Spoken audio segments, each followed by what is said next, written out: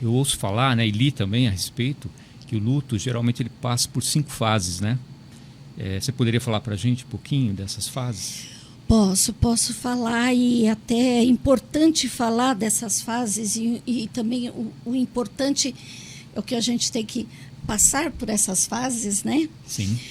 Existem, na verdade, 5 estágios, né? 5 fases que a gente passa. Primeiro é a negação e o isolamento, né? É a questão tem pessoas que negam mesmo, não querem conversar, não querem falar. É um momento também onde você tem que colocar tudo em ordem, né? É aquele momento, nós vivenciamos isso. Isso que eu ia falar, né? É uma fase que, acho que é a primeira fase que a gente vivencia, né?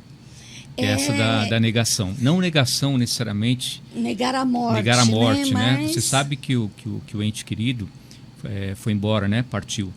Mas você tem que correr atrás das coisas para resolver, né? Então acho que é meio que o cérebro da gente fica preparado para isso, né?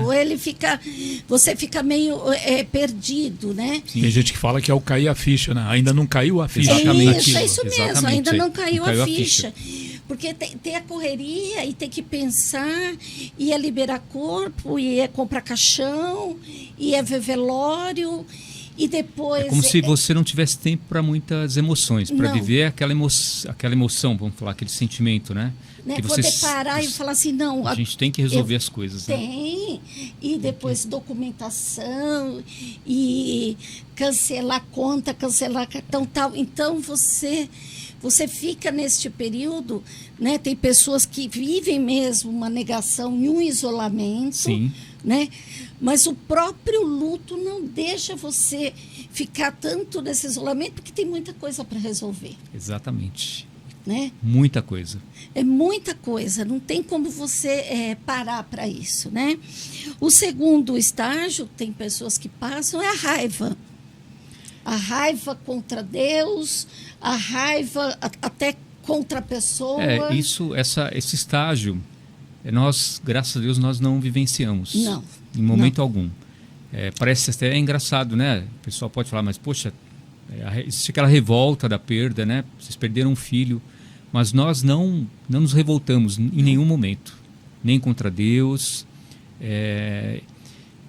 Talvez isso por conta de nós termos a nossa fé, isso independente de qual seja a religião de cada um, nos deu força, né? É crer em algo, exatamente. Crer em algo, a gente ter fé e acreditar que existe, né? O outro lado, né? Que existe o céu, que existe o paraíso, né? Porque nós somos preparados, eu sempre falo isso para Mari, para Meire, para Baixinha, né? Sempre falo para ela que a gente está preparado quando nasce um filho ou nasce uma criança, a gente fica feliz, né? E quando nós não nos preparamos para a morte, porque a morte também, se a gente, para quem é cristão, né, é o renascimento para Cristo, né, o renascimento para outra vida, né, para a vida eterna. Então existem culturas, por exemplo, a cultura japonesa, que eles festejam, né, a morte. Então eu lembro que vou falar brevemente, rapidinho, tá. no velório da nossa filha, foi um casal que eram pais de uma amiga da minha filha que também tinha falecido, né? Jovem também. E aí a gente estava ao lado do velório, ao lado do caixão da nossa filha, e ele veio, nos abraçou e nos entregou um envelope. E aí, naquele momento, ele entregou um envelope, aí eu abri juntamente com a minha esposa, e eles estavam, né, também juntos da gente, nós abrimos e tinha dinheiro lá. Aí nós não entendemos, nós falamos...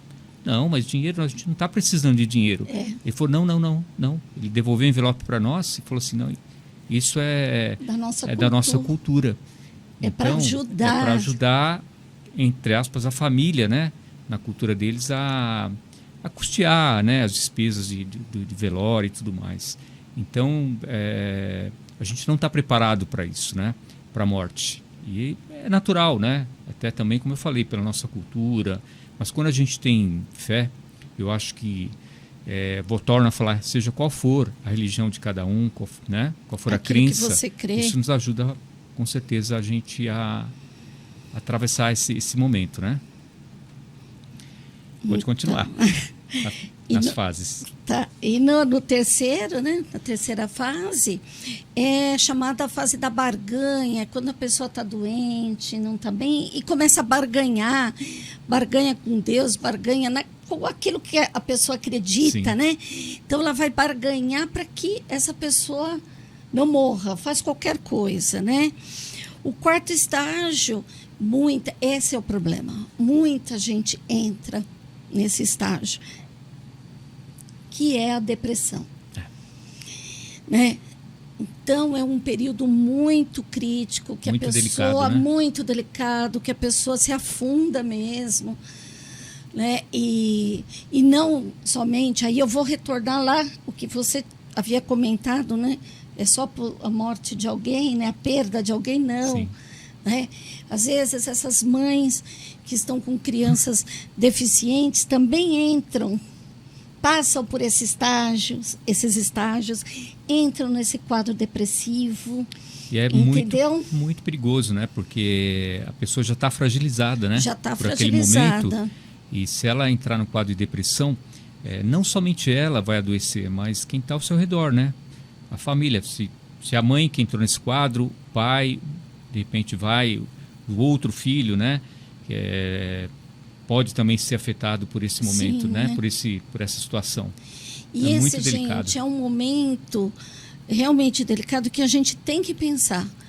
Não tem como. Você tem que procurar ajuda. Você não está conseguindo dar conta, vá procurar ajuda. Não tente fazer isso sozinho, porque você não vai conseguir. Com certeza, né? Eu acho que é o momento que a gente tem que chorar, tem que falar, fazer uma videochamada, enfim, tem que de alguma forma colocar isso para fora. Existem pessoas, como eu falei no início, né, que eu sou um pouco mais, de uma certa forma, reservado em relação aos meus sentimentos. Eu falo com ela, falo com as pessoas muito próximas, né? Mas quanto mais você puder expor o que você sente, eu acho que você vai superar mais rapidamente. Né? Isso é muito importante, porque geralmente quando a gente perde alguém, é como se a nossa vida também parasse, como se fosse um relógio que parasse naquele momento, e a gente para juntos, né? E às vezes é comum as pessoas falarem assim, mas né, você precisa superar, né? Você tem que, já está na hora, você tem que sorrir e tal. E não é assim que funciona, né? Eu acho que tem que ter uma regra, na minha opinião, que ela é uma regra básica, que é o respeito ao tempo de cada um. Sim. Cada um tem um tempo para atravessar o luto. Tem extremamente importante isso. Vão conseguir superar mais rápidos, tem outros que não vão conseguir superar tão rápido. Então, a gente tem que respeitar, eu acho que a individualidade de cada um, né? E às vezes as pessoas não entendem, passa 1 mês, 2 meses, 6 meses, 1 ano, 2 anos, 3 anos, e às vezes a pessoa está naquela situação triste, está naquela situação, né, delicada, e a gente não entende, a gente até, muitas vezes as pessoas criticam essa pessoa. Sim. Né? E não é assim, cada um vive o luto, né? Jesus chorou a morte de Lázaro, né? Então eu acho que a gente tem que, lógico, o luto não pode ser eterno. A saudade sim, a saudade ela sempre será eterna. Não há vai estar dia presente. que nós nos esquecemos da nossa filha. Não, vai sempre estar presente. Sempre, o amor é eterno, né? Isso eu sempre falo comigo. E bom, continua, né? Porque senão eu vou ficar falando aqui. Tá bom. E o quinto e último estágio, né, ou fase, né, é a aceitação. Sim. É você realmente aceitar, é algo que você aceita que não existe volta, você vai viver sem aquela pessoa, ou você vai viver aquela situação da doença do outro, ou você vai viver com a deficiência do outro, entendeu? É a aceitação. E aí você vai criar estratégias, né, com você mesmo, para poder lidar com isso e ter um processo aí de continuidade, porque a vida continua. Não tem como, né? O mundo não gira em torno de nós. Lógico que nós estamos passando por esse luto, a gente está passando por essa dor, por essa saudade, mas o mundo em volta ele continua. É que assim, como é que eu vou colocar? Eu vejo assim, se a gente se perde os pais, você é órfão, chamado de órfão, né? Se você perde o marido ou a esposa, é viúvo ou viúva. E se você perde um filho, não tem nome. Não tem classificação. Não tem nome. Eu acho que assim, é a pior dor do mundo.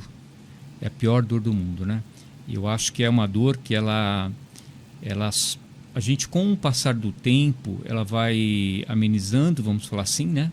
E a gente vai convivendo, acho que a palavra é essa, né? Convivendo com essa dor. E tentar substituir, né, essa dor pelo amor, né? Pelo se conformar, pelo conformismo da situação, saber que a vida ela continua, e ela continua, né? Por mais que a gente atravesse esse momento de dor, a vida ela continua, tá tudo está andando, tudo está caminhando, né? E a gente meio que é impelido também a caminhar, né? Eu vejo dessa forma, né? Uhum. E aí eu que vou te fazer a pergunta. Pode perguntar. Qual foi a pior fase do luto para você, Flávio? A pior eu acho que foi a negação. Não no sentido de negar a morte da minha filha, que isso era claro para mim. Mas eu acho essa fase de que acabou de acontecer, você não pode viver a sua dor naquele momento, porque você tem que, ao mesmo tempo, correr atrás de resolver um monte de coisas. Eu acho que isso é difícil. É difícil. Eu acho que a aceitação foi uma fase que, na minha opinião, eu pelo menos, vou falar por mim, dessa fase de negação para aceitação, de uma certa forma eu acabei pulando as demais fases. Então, talvez por aquilo que eu falei, pela nossa crença, nossa religiosidade, né, não acreditar que no algo a mais, não acreditar que ela cumpriu o papel dela aqui, né, e Deus a chamou para junto dele, né? Então, desse estágio de negação para o estágio de aceitação, acredito que eu tenho pulado direto para essa fase, né?